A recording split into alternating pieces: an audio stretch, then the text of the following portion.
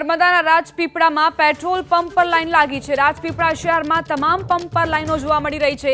લોકો કતારોમાં ઊભા રહી ગયા છે પેટ્રોલ પુરાવા। આરોપી બુટલેગરની બહેને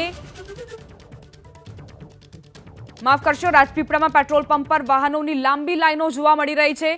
નર્મદાના રાજપીપળામાં આ પ્રકારની ઘટના, કારણ કે જે ટ્રક ડ્રાઈવરો છે તેમણે પૈડા થંભાવી દીધા છે। હવે લોકોમાં એ જ ભય છે કે તેની સીધી અસર ટ્રાન્સપોર્ટ સિસ્ટમ પર થશે તો તેમને પેટ્રોલ નહીં મળે અને તેના કારણે કઈ રીતે તેઓ પોતાનું વાહન હંકારશે। રાજપીપળા શહેરમાં તમામ પંપ પર લોકો વાહનો સાથે કતારોમાં ઊભા રહી ગયા છે અને આ જ પ્રકારની સ્થિતિ મહારાષ્ટ્રના અલગ અલગ જિલ્લાઓમાં પણ જોવા મળી હતી।